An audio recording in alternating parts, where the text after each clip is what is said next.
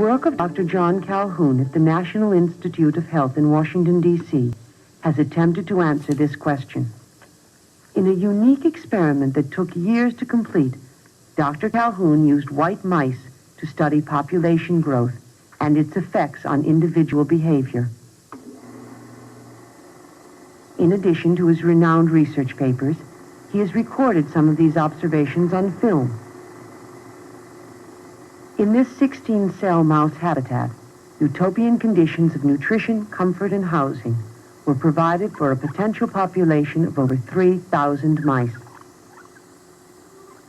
Yet, in spite of ideal conditions, the mouse population met with catastrophe. Individuals were kept track of by color markings on their fur. Factors which normally control population growth, such as predation by owls or cats, were eliminated. Transmissible disease was also reduced. In effect, the mouse universe simulated the present situation of a continually expanding population of humans.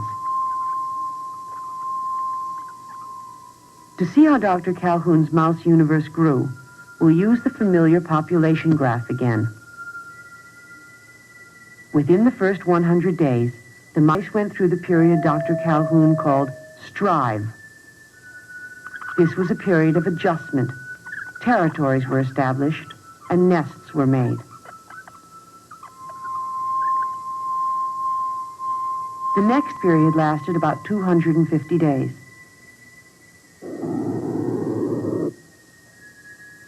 The population of the mice doubled every 60 days. This was called the exploit period. The use of resources became unequal. Although each living unit was identical in structure and opportunities, more food and water was consumed in some areas. As the population increased, most mice associated eating and drinking with the presence of others, and crowding developed in certain units. The third period, consisting of 300 days, found the population of mice leveling off. This was called the equilibrium period.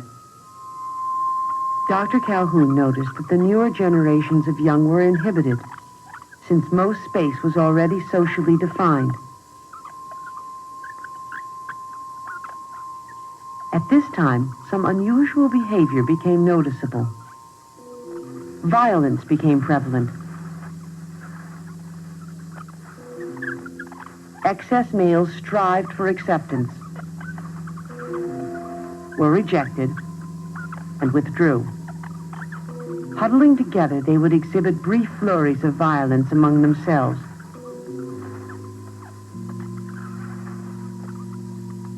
The effects of violence became increasingly visible.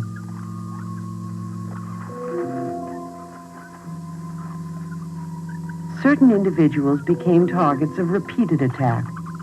These individuals would have badly chewed and scarred tails. Other young mice growing into adulthood exhibited an even different type of behavior. Dr. Calhoun called these individuals the beautiful ones. Their time was devoted solely to grooming, eating, and sleeping.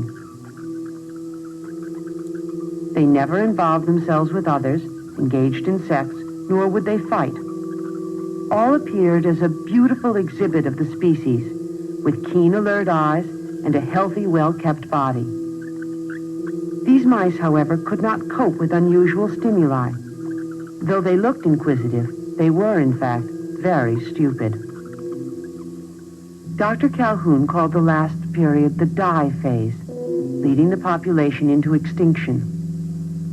Although the mouse utopia could house 3,000, the population began to decline at 2,200. In the shift from the equilibrium to the die phase, each animal became less aware of associates, despite all animals being pushed closer together. Dr. Calhoun concluded that the mice could not effectively deal with the repeated contact of so many individuals. The evidence of violence increased to the point where most individuals had had their tails bitten to some degree. Eventually, the entire mouse population perished. Dr. Calhoun's experiment is a classic example of a typical population and its growth when left unchecked. Research in this area continues under his supervision. Currently, Dr. James Hill has taken the basics of the Calhoun experiment to study social behavior even more closely. In his experiments, rats are used instead of mice. Healthy individuals are selected to start the population. The rats are anesthetized so that Dr. Hill can perform a minor operation necessary to the success of his experiments. A small electromagnetic encapsulated device is implanted into every rat. This small unit enables sensing devices to keep track of the movement and position of each individual in the population. After surgery, the rats are introduced to their new multi-leveled home, all at the same time.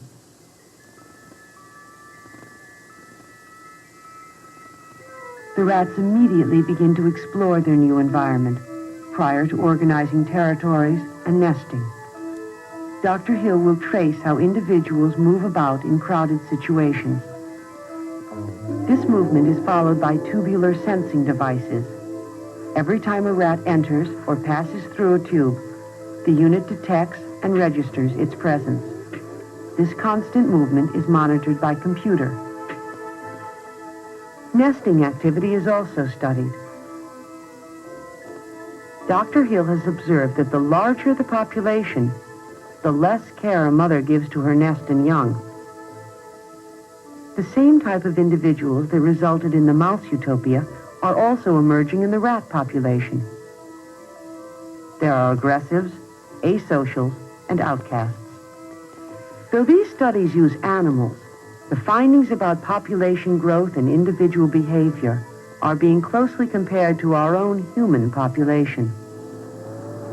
Like all populations that have existed on this planet, many researchers believe that the human race has reached a crucial point in the exploit phase, a point where important decisions must be made and careful planning implemented if we are to survive. The study of plant and animal populations helps us to make decisions about the future of our human population so that we may maintain our own balance with nature.